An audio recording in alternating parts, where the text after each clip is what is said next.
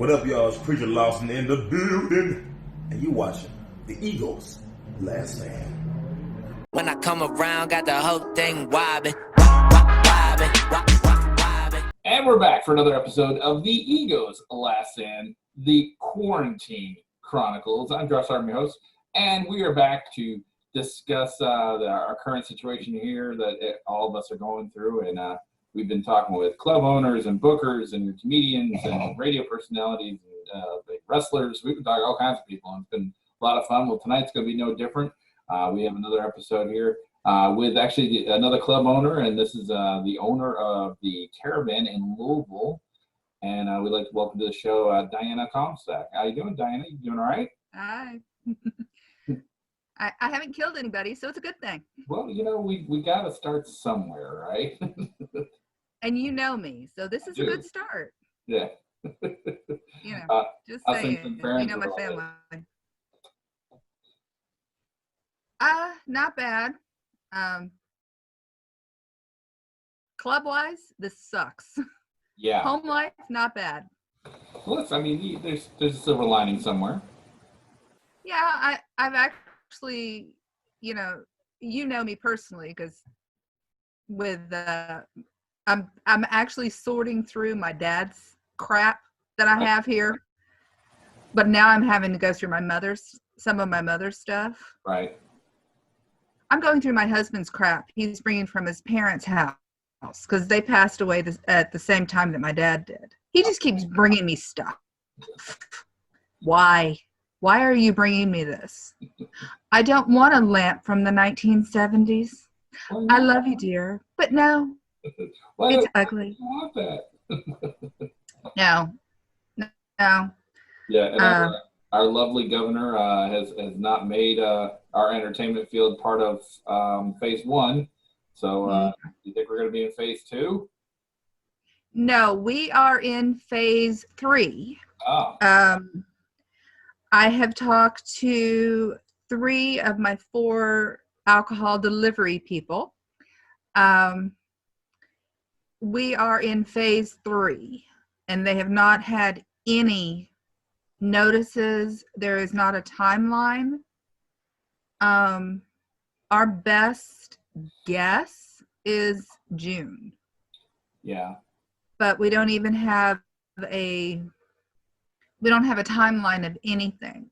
Right. I think June's pretty optimistic. The United States is experiencing an upswing in cases because a lot of states started phasing people, let them go back open. And of course, they're seeing an uprise of this thing. So I think we're going to get locked back down again personally. Well, and I'm not trying to be callous. Not at all. I'm not. But you are quarantining people to where they don't have an exposure to anything, so then they're not going to get an immunity to something. And most people have probably already been exposed. Right. To put it bluntly. Let's face it, this started last year. This isn't a new thing. Right. It just became a big thing because personally I think, hey, it's an election year. Let's make it good. Hey, I mean, there's that theory floating around. And it's, my stepfather is in Oklahoma, and Oklahoma has opened their state back up. And it's listed on theirs as one of the worst in response, but it also was started earlier because there was last November patients in the hospital with COVID. And I know that one for a fact because my mother was a nurse. Her co-workers were exposed to it then. They were just not tested for it. Well, I mean, we know for a fact it was found in 2019. I was informed. Oh, that's why it's called COVID-19. Right, it's called COVID-19 because it was found in 2019, and I didn't know that. I thought it was just the 19th one. No. No, it was found in 2019. It was found, yeah. It was found because it started in 2019. but it's just the over clamp down of what's going on. The Indiana, which is right across the river, Right. they've already begun starting next week, bars and restaurants can be open to 50% capacity. So by that 50% capacity, they're way ahead of us economy-wise. I drove across the bridge today because that's the closest Sam's Club to me. Right. You go to the closest one just because I live downtown. Right. TJ Maxx was open. Carnival Shoe Store was open. Yeah, but only curbside though, right? No, you could go in the store. Oh, wow. You could actually, and I was like, I don't need anything. I don't need shoes. But for a minute there, I was tempted just for something to do. Yeah. It's like, no, I'm going to be a good girl. I'm going to go get my groceries and take my happy butt back home. Right. But, you get tempted because you're just, there is only so many times I can stare at everything in the house or Yeah. I mean, it's rough that, like, for example, like my wife has an immune deficiency, so I will not allow her out anywhere. So, I mean, that's the thing. She is like absolutely stir crazy. She hasn't gone anywhere during this whole thing. And you feel for people, and unfortunately, it also brings a lot of depression out. I have friends that, Judy, I was talking to her the other night. Love Judy. Love her to death. She was, I was laughing at her because she said, she actually just got in her car, just drove up and down I-64 because, she lives way the heck out in LaGrange just to get out of the house. To see other people. Yeah, she didn't even care if she saw anybody else. It was just to get out on the road. Sure. But, we've called some of our friends who tend to go on that depressed. Yeah. And a lot of comics get depressed. Oh, yeah. Big time. Let's face it. Most of you guys have a very warped sense of humor anyway. It's very true. And you have a depressive personality, but you also need attention. Right. And they're not getting it. Yeah. So I've tried to contact a bunch of them. I pick 4 or 5 of them that I actually like, and that's hard for me to say because I don't like a whole lot of people. Oh yeah. I tolerate. Right. But I've talked to several of them in the past few weeks. Just, how you doing? You okay? Do you need toilet paper? Because I found Lysol. I bought extra, and I dropped off, Lysol cans. Just so they have that contact because they're not, you're not getting any. Yeah. I've also been, hard to believe it, actually working because I'm working from home. I go to the club several days a week because we're still doing stuff there, even though money is very tight. The small business loans, no, we've heard nothing. Yeah. I don't know of any one of the small businesses locally that has really gotten anything. No. Anywhere. Yeah, I don't think any of the businesses around town, any brick and mortar, I haven't seen anybody get anything. Yeah. I mean, I've seen several local businesses that I know they're just not going to be able to reopen. Our landlord has been, and I never thought I'd say this about our landlord, She has probably been the sweetest person. I've talked to her a couple of times since this got started. Right. You know, because nobody's been able to pay full rent because you have no money coming in. Right. Because we don't know when you're going to reopen. Yeah. We will reopen. That's the plan. She's, worked out to where, said, when this is all done, because you will have to pay rent when this is over. And most people don't realize this. They think, oh, it's forgiven. It's like, no, it's not. Insurance does not pay for this. There is no clause in a business insurance that will pay for this type of event. Right. If you have strike insurance, like for an auto company, yes, then you would get strike insurance. But pandemic insurance is unheard of in this industry. So do you think that might be something that insurance companies might come out with, or? They have it for festivals. If you look at all the festivals that they're canceling, just right and left, they canceled in August and September, like Bourbon and Beyond. Louder Than Life got canceled. Trying to think, there's like 4 of them that they were holding. The new Hometown Rising, that this would have been their second year. Right. They've canceled all of those. They're all canceled for this year. Today they just canceled the Snitzelberg Germantown one. Right. And I think that one's been close to 40 years that one's been held. Wow. And this is the first time it's ever been canceled. There is a pandemic option on those types of festivals, but the cost for that is most people you're not going to be able to afford it. Yeah, it's going to be. It's like on our salary buying a Bugatti. Yeah. Which for people who question it, that's $1 million car. Right.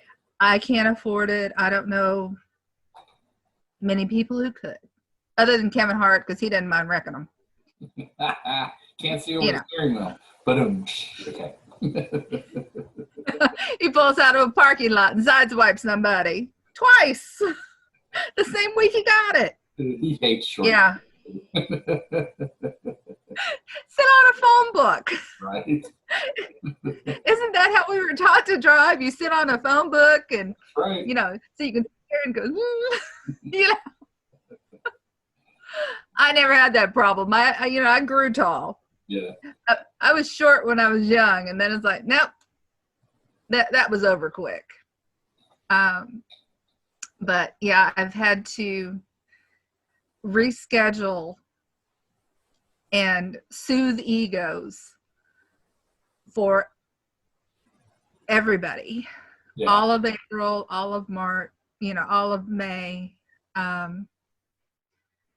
And I've reached out to everybody in June and, said, if we're open, we'll have a show. If we're not open, I will reschedule you for the first available. Yeah.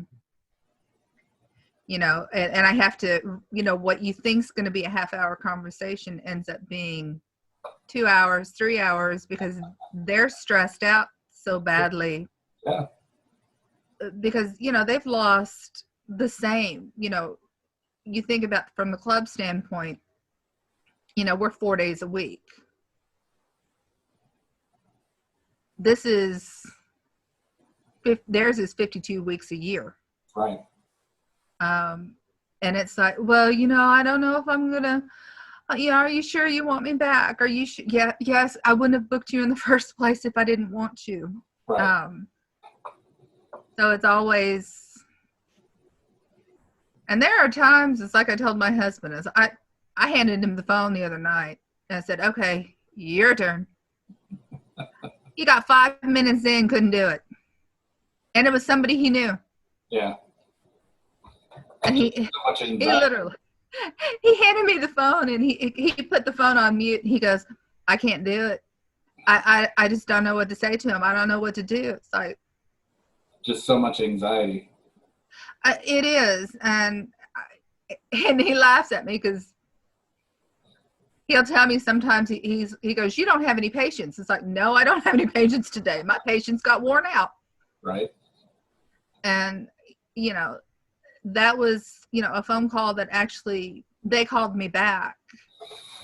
And anybody watching this, if I call you from my home phone, don't call my home phone. Right. You know I'm not going to answer. Right. I'm just doing this right now. So don't ever, you're writing that call block because, you know, it's not happening. Yeah. I'm not answering the phone. It's going to go right to the answering machine and it's going to be, well, why didn't you pick up? It's like, what number to call? Right. Yeah. I don't know you. Don't need to know you. Right. As far as I'm concerned, you're a robocall. I don't need to answer the phone. It's not my problem. Because half the time the ringer's not even on. Of course, it's the same with my cell phone too. So, well, you know, you just get tired. It's like, oh, did I turn it on? Where is my phone? You know, hell, I left it in the car yesterday. So you've been in the comedy industry for quite a while. I mean, you worked at the Caravan for decades, and then you ended up owning it. Yeah. And, of all that time, tell me something that happened that you will never forget at the club. Fun time, something that you always look back on and go, yeah, that was hysterical. Honestly, there's been quite a few. I will tell you one of my favorites. There you go.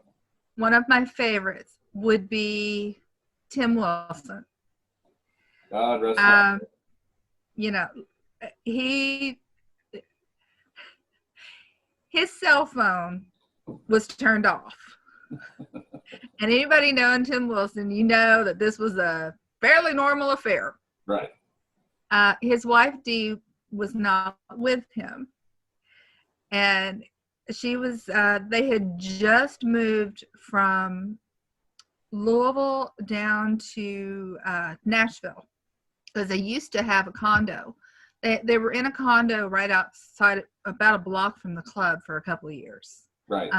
They'd moved down to Nashville, and she was flying back from, I think she'd gone up to New York to do something with family, and she was flying back, and it was in between shows, and I was in the box office, and he was flipping out because he couldn't get his phone to work. He couldn't figure out what was going on. He couldn't get a hold of her.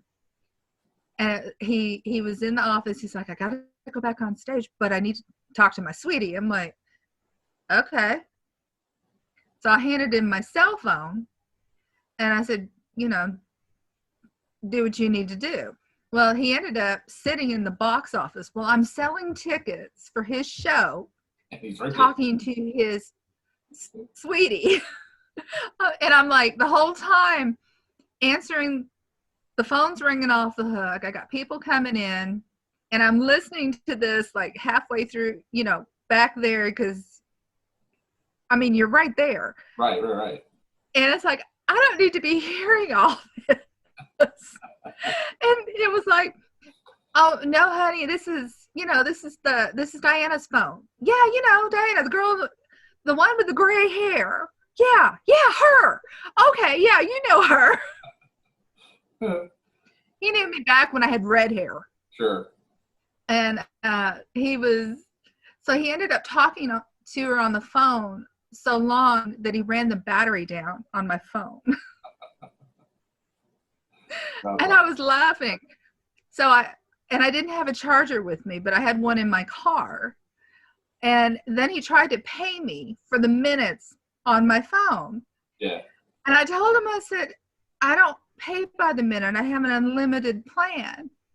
And the look on his face was hilarious. He goes, you don't have to pay by the minute?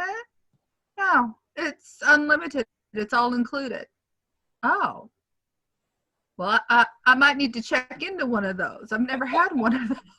I might have to give me one of them. Yeah, I might need to look into one of them. And it was kind of like, how can you have it? Yeah. I didn't. Yeah, I was kind of like, okay, I'm not too sure. Yeah, okay, I'm a little confused, but all right. But he ended up, and it was funny because he went on stage, and then when he came back off stage, he was, can I borrow your phone again? So yeah, go ahead. You know, by that time I'd gone out, got my charger, but that's probably one of my favorites. Mostly because he was just one of my favorite people. It's funny because hands down, no matter where I go, wherever Tim was, people have a Tim Wilson story because he was so beloved in this industry. The last time I actually saw him on stage, it was at Comedy Off Broadway. I saw him 3 times at Comedy Off Broadway. This is even before I even got into any of this. And I was dressed up pretty nice, and I was, of course, a lot skinnier. And I was fair.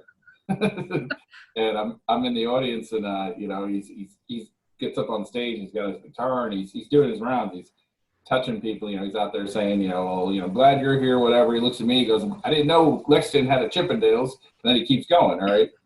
So after the show, you know, I come out, and I go around. He's setting up his things to sell his merch, and he looks up and he sees me. And he's like, "Oh, listen, partner, it was just a joke. I was just kidding." And I was like, "No, man, it was funny as hell." He's like, "Whew." He's like, "You a big old boy. I didn't want to mess with you." Love Tim. Oh yeah, yeah. Although, and you'll probably relate to this, just because you know our original owner, Right. Mr. Sobel. That's right. Greg Morton. And I was waiting tables back then. And it was a Sunday night show. We had on that night maybe 15 people in the audience. It was a boring night for most of us. This is back when we had 3 shows on Saturday night, which was the 11:45 show, and I'd worked all the shows. By the time Sunday rolled around, I was done. Yeah, you ready to die. Well, some of the people in the audience were just dead. They were not reactive. And, you know, he's very interactive with... Very. Well, he saw a quarter on the floor. He did one of these. He got off, he went down, he picked it up, and he held it up, and in Tom's voice, "Oh, this is my paycheck for the week. Oh," and then he put it in his coat pocket like this, very exaggerated movements. "Don't spend it all in one place." And he went on a whole 10-minute in Tom's voice rampage, almost. He had Lindsay and I were both servers. Lindsay peed on herself. She was laughing so hard. Okay. It was so fun. It was so perfect. He talked about the color of the walls of the baby poop, orange sherbet, you know, the color of what kind of color is this in the diaper? Did you find this, you know, because you got it for $1, or did you get it free paint? He picked, we used to have lawn chairs that had, they were green, dark green plastic chairs, and that's what you sat in. He picked one up, and he's like, "What the hell is this?" Page was just hilarious. And he finally, it was, when he wound down, he goes, "Now, most of you all will not understand this. However, the audience, the staff is dying. This was for the staff. This wasn't for you." And then he went right into the force sounds and the jet fighters, Yeah. and continued on with the show. But yes, but it was, I actually have that, because, we used to film it all. Sure. I actually have that. And every now and again, I pull it out. And it is just priceless. That is probably one of my favorite Greg Morton anytime shows, because it's so right. He is It's kind of, he's fantastic. Yes. Yeah. He was just on the show. Matter of fact, his episode comes out next week. That's Greg Morton. I tell you what, he's one of the nicest guys ever you want to meet, too. And I've known him for years now, and I just recently, like within the last couple months, found out he's been married for 34 years. That's how much he never talks about himself. I mean, he just doesn't. Yeah, no. He's very, he doesn't talk about himself, but he's always talking about other people in a very kind fashion. Very kind. He's so sweet. He is one of the nicest ones. I think he was maybe the fourth comic I ever met when I was at the club. And like you said, it's been, actually as of February this year, it's been 20 years that I started there. Wow. Yeah, that's disturbing. That's why my hair's gray. Just saying. Like I said, it used to be red. He was the third, because I can remember the first two. He was the third comic in the first 6 months who actually introduced himself to every single staff. He wanted to make sure that you knew that you could talk to him, because some of them were like, nah, Yeah. You don't pay me, you don't need to talk to me. Yeah, I've met them. I've met those type. Who were the first two? Tim Wilson. Awesome. And God, what was his name? Because he doesn't perform anymore. He died a couple of years ago of cancer. I'll think of his name in a minute. His wife still does his Facebook page. Lived out west, Vegas area. He was on Ron Chalk. Oh, Ron Chalk. Yeah. Yeah. I was like, dang it, why am I blocking out his name? Yeah.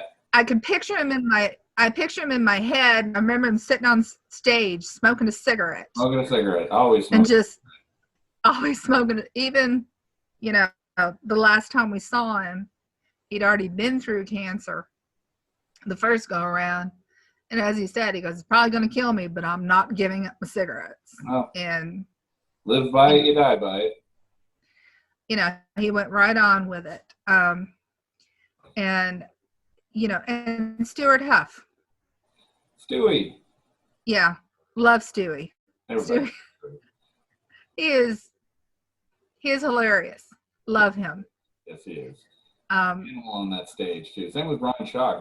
Ron make people laugh so damn hard they fall out of their chairs. Yes, we had back in previous owner days the chair break. Yeah. And you would think, well, it is a cheap plastic lawn chair. But he'd spend $7 and go pull one out of the closet. Yeah. We just have the same chair. What else are you gonna do? Pretty much. But that's what he would do. It would be, heck, we still have, I'm still, and that's part of what we're doing during this lovely shutdown. I'm cleaning out history in the storage area, going through stuff, finding stuff, seeing what's, a lot of crap is leaving. That's good. Crap we don't need. Yeah. You guys keep working on that upstairs too. Yeah. You know, I actually do have an office. Right. I just don't ever use it. Right. You know, that was something we put together. I don't know. It's a weird thing. You know, I've been the owner technically, you know, my husband and I for 3 years now. Right. But I don't really work upstairs in the office. Yeah. Which is it's kind of funny. You know, sometimes I take one of the comics up there when we want to have a discussion, but I'm more of, you know, unless you need to talk privately to me, this is me. This is who I am. You're going to see everything. It's all right here. It is a historic club, though. It has been around quite a while. It's had many different names over the years, but I think the Caravan is one of the names that has stuck and have come back. When you took it over, why did you choose to stay with the Caravan? Actually, because it was called the Comedy Caravan. When we got it, the employees, we called it the Caravan. That's what we referred to it as. And I called up Tom, spoke to him. At this point, he didn't know that we were getting it. I told him before it came out, and I asked his permission to use. I said, I want to call it the Caravan. He offered the full name. As we want to kind of go forward. Yeah, forward in separation. Yes. But it's also a nod to what he started. Sure. You know, the Comedy Caravan, it was that for a long time, and it has a long history and a lot of memories with that. Yeah. The Caravan, as like I said, the employees call it, we want to build on that memory and that history and just bring it, update it into something new. But you want to keep that legacy going just forward. Yeah. Just, you know, you don't want to go backwards. You want to keep going forward. So you're just freshening it up a little. Yeah. And that was pretty much the reason. You know, we did a contest on when the last set of owners had it. I won't call them what I normally do. Because we all hated what they named it. Thought it was stupid. You know, what would you call it? You know, it's like, what if? What if we've got this? What would you do if you had it? Yeah. And there was 2 of us there at the time that had worked for the original. And he and I were the only 2 that said, you know, we would go, he said, call it one. I said, call it this. And when my husband and I did it, he went along with what I wanted. So that's what we did, you know. And actually our logo was designed by Donna Watts, who is a comic. Love her. Yes. She is such a sweetheart. I love her to death. But she designed the logo and gave it to me as also a nod to it being vintage in design, but looking forward. Right. You know, without being too cheesy. Sure. I mean, those are, you know, options. You know, I talked to some of the comics that had been around in the days since then, and they were all on board with, you know, this is what I want to call it. This is what I want to do. Yeah. No, So, I mean, I'm glad it went back to the Caravan, because the Laughing Derby was it's kind of disturbing. It didn't make sense. It didn't have the right ring to it. I mean, the Derby can't last. Derby, by the way, is a hat. It can't last. It was a vampire emoji, Yeah. even though they said it was a bow tie. Yeah, it didn't look right. None of it. It was a Kool-Aid man with no legs. Right. So where's the information people can go to find out information about the Caravan? It's we have a website. It is thecaravan2017.com. And the reason it's that is the year that we bought it. Yeah. We also have Facebook, Instagram, and Twitter, which is the Caravan Louisville. Right now, the only message on there is about COVID-19, and we are closed. We will be reopening, but we do have past shows on there. Right now, we are doing every Friday night some shows like this. I think I don't know if they're with Zoom but one of our comics is doing it, Misty Stein, and they're doing different comics, like an open mic show. We've had several different comedians on there. Yeah. Alex Ramundo is posting some stuff on there.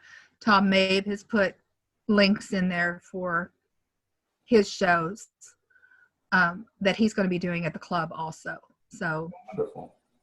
We're trying to at least entertain you in some way with something. Right. And right now it's all free. If you choose to make a donation, hey, I'm all for it. Yeah. No one's going to say, no, don't do that.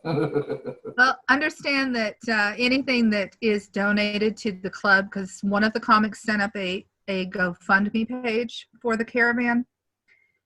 What I have chosen to do with that is I've divided it amongst the staff.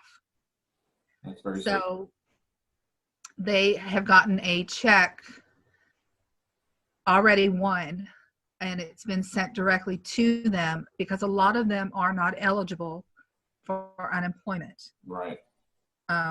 You would think that they would be. They're not. They're not. No, I know. I wasn't eligible either. I mean, just don't make enough money. Yeah. Well, you don't make enough money. Two of them are students, and if you're students, you are not eligible for unemployment, right. even though they did have a part-time job. Right.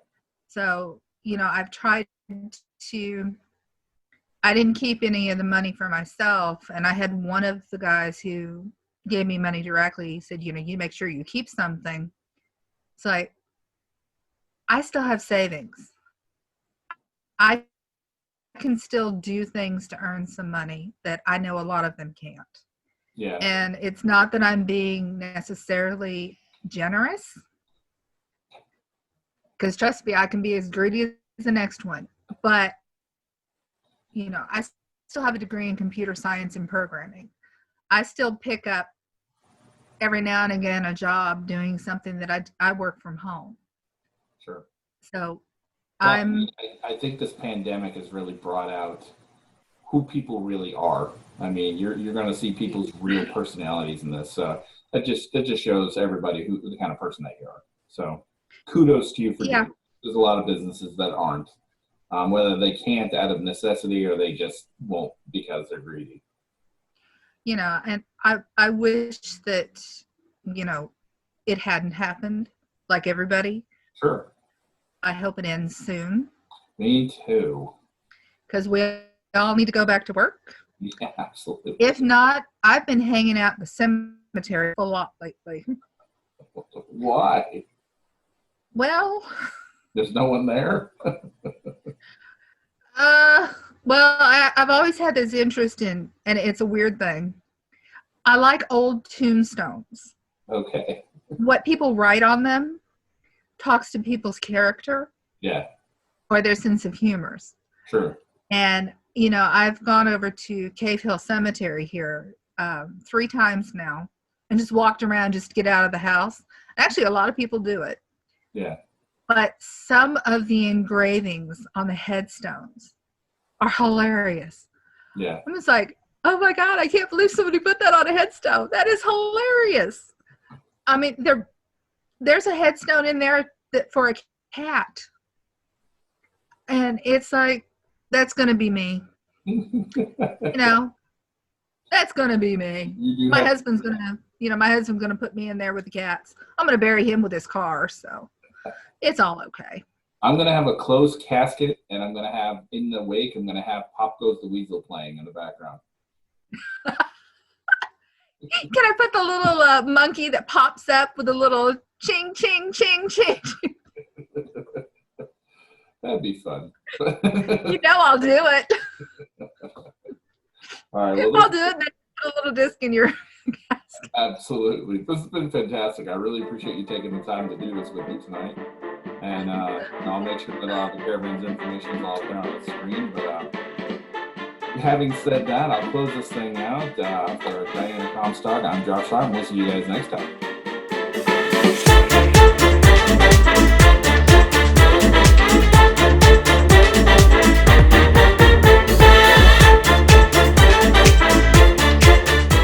Hey guys, I hope you liked the video, and if you like the show, make sure you throw a like down there somewhere. There should be a like, and there's a subscribe button over here. And hit the bell. Yeah, ring the bell, and check us out, man. Stay in touch with us. We're always putting out videos every week, and it should be a lot of fun, right? Write us a letter. Yeah, write us rain. Write us the mail. Thanks, guys. That should work.